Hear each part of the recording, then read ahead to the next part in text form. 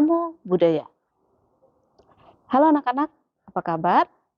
Semoga selalu dalam keadaan sehat dan baik ya. Senang berjumpa dengan saya, Ibu Kuntari. Ibu mau tanya nih, apakah kalian pernah melihat tradisi seperti ini?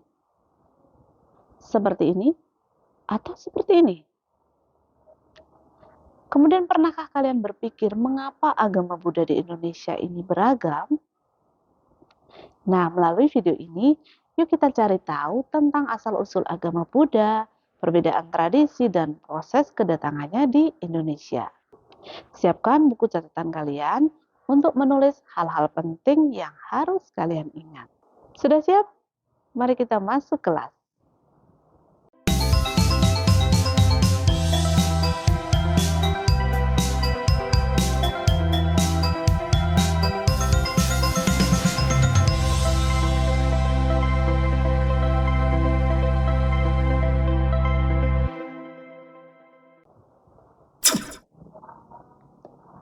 Asal-usul agama Buddha. Perhatikan peta berikut ini. Ini adalah peta India kuno. Dari tempat inilah guru agung kita berasal. Siapa guru agung kita? Ya, Buddha Gotama. Sebelum menjadi Buddha, beliau adalah pangeran dari suku Sakya yang bernama Siddhartha. Ketika menjadi petapa, beliau dipanggil Sakya Muni atau petapa dari suku Sakya. Ajaran Buddha disebut Dharma dalam bahasa Sanskerta atau Dhamma dalam bahasa Pali. Pada awalnya Dharma diajarkan secara lisan, pertama kali kepada 5 petapa dan kemudian diajarkan kepada para biku dan juga umat berumah tangga. Pernahkah kalian berpikir, jika Dharma berasal dari guru yang sama, mengapa sekarang bisa menjadi bermacam-macam aliran? Mari kita lihat sejarahnya. Masa di mana Buddha masih hidup sampai dengan Buddha mencapai parinibbana atau wafat dan kemudian terjadi konsili atau Sanghasamaya pertama disebut sebagai masa Buddhisme dasar atau the primitive Buddhism. Pada periode ini belum muncul perbedaan masa. Buddha wafat pada tahun 543 sebelum Masehi. Beliau tidak menunjuk seseorang sebagai pengganti dan juga tidak membentuk sebuah institusi khusus untuk melanjutkan dan melestarikan ajarannya. Beliau hanya berkata bahwa siapa memahami Dharma maka ia melihat Buddha. Kapan munculnya perbedaan mazhab atau sekte? Awalnya Dharma belum ditulis di dalam kitab. Tidak adanya otoritas yang mempunyai kewenangan tertinggi menyebabkan munculnya perbedaan-perbedaan penafsiran yang kemudian membentuk kelompok-kelompok atau sekte. Aliran atau sekte atau mazhab dalam agama Buddha mulai muncul semenjak konsili atau Sanghasamaya kedua sampai kira-kira abad ke-1 Masehi yang dikenal sebagai periode Buddhist Scholastic atau The School of Buddhism.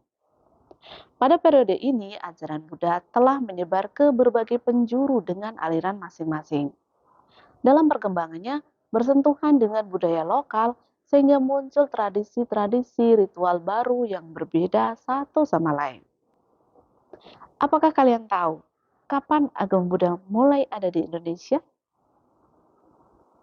Ajaran Buddha yang sampai ke Indonesia telah mengalami berbagai macam pengaruh budaya negara lain.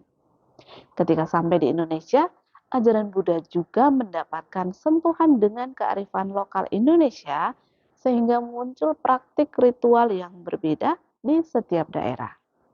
Tidak hanya sentuhan budaya lokal, ajaran Buddha juga bersentuhan dengan ajaran agama lain yang berkembang di masa itu. Misalnya agama Hindu. Perkembangan agama Buddha di Indonesia diawali sebelum bangsa Indonesia terbentuk, yaitu pada masa kerajaan-kerajaan. Pada masa kerajaan, pengaruh raja sangat besar terhadap perkembangan agama, karena rakyat akan mengikuti agama raja yang berkuasa. Sisi positifnya, agama akan cepat berkembang karena pengaruh kekuasaan raja tadi. Namun sisi negatifnya, nilai-nilai spiritualnya kemungkinan akan lemah karena rakyat hanya ikut-ikutan agama raja. Sehingga ketika raja hilang kekuasaan, agama rakyat juga ikut berganti sesuai dengan agama raja yang baru. Lalu kapan tepatnya agama Buddha masuk ke Indonesia? Mari kita lihat. Kapan tepatnya agama Buddha masuk ke Indonesia adalah hal yang sulit dibuktikan karena tidak ada data tertulis tentang hal tersebut. Para sejarawan Indonesia dan juga luar negeri hanya bisa menafsirkan berdasarkan penemuan prasasti atau benda-benda bersejarah lainnya, serta catatan-catatan para peziarah. Fashion adalah salah satu peziarah dari Cina yang menyumbang banyak catatan penting. Diceritakan bahwa pasien pada abad keempat mendarat secara darurat di negeri bernama Yepoti karena pada saat itu kapalnya mengalami kerusakan sekembalinya dari Ceylon atau Sri Lanka. Disebutkan bahwa di Yepoti banyak orang beragama Hindu dan hanya sedikit yang beragama Buddha. Sedikit, artinya sudah ada kan? Bahkan ada info yang menyebutkan bahwa jejak agama Buddha sudah ada sejak abad ke-1 Masehi. Apakah benar? Coba kalian gali informasi ini dan tulis dalam catatan kalian. Penyebaran agama Buddha ke Nusantara dipengaruhi oleh rute dagang. Pada awalnya rute dagang menggunakan jalur darat yang disebut jalur sutra. Namun kemudian beralih menggunakan jalur laut pada awal abad ke-1 Masehi. Perdagangan ini menyebabkan terjadinya pertukaran budaya di sepanjang jalur yang dilalui, termasuk terjadinya penyebaran ajaran agama Buddha. Nah, menurut kalian, bagaimana cara menyikapi perbedaan tradisi dalam agama Buddha?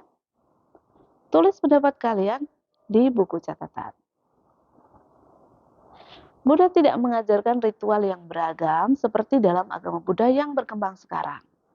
Yang diajarkan Buddha adalah cara mencapai kehidupan suci atau pembebasan yang dikenal dengan nama Nibbana atau Nirwana. Cara mencapai pembebasan hanya satu, yaitu dengan meditasi atau samadhi atau disebut juga bhavana, yang ditopang dengan praktik kemoralan atau sila dan berlandaskan pemahaman yang benar terhadap dharma serta didukung dengan berbagai macam cara berbuat kebajikan. Mencapai nibbana atau nirwana berarti menjadi Buddha. Siddhartha Gautama adalah seorang sama Buddha. Masa sebelumnya juga ada Buddha, yaitu Paceka Buddha. Dan ketika para siswa mencapai pembebasan, maka disebut Sawaka Buddha.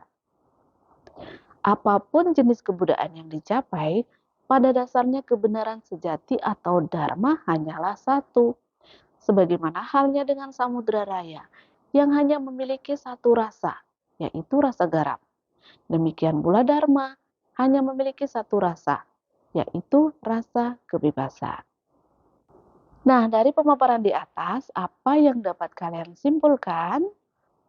Tulis dalam buku catatan kalian hal-hal penting yang menjadi simpulan dari pembelajaran ini dan tuliskan juga praktik-praktik baik yang sudah kalian lakukan terkait dengan keberagaman tradisi agama Buddha. Keberagaman tradisi dalam agama Buddha bukanlah kelemahan, tetapi justru menjadi kekuatan. Keberagaman jangan menjadi alasan untuk perpecahan. Jadikan alasan untuk belajar saling memahami, menghargai, dan meningkatkan semangat persatuan. Nah, apakah kalian sudah memahami asal-usul agama Buddha, perbedaan tradisi, dan proses kedatangannya di Indonesia? Jika belum, silahkan tonton kembali video ini, baca kembali materinya, dan setelah itu jangan lupa kerjakan aktivitas-aktivitas latihan dan penilaian. Kemudian cari dan bacalah sumber-sumber lain untuk memperkaya pengetahuan kalian. Jika sudah paham, selamat, kalian bisa melanjutkan ke pembelajaran berikutnya. Sampai jumpa. Semoga semua makhluk hidup berbahagia. Namo Buddhaya.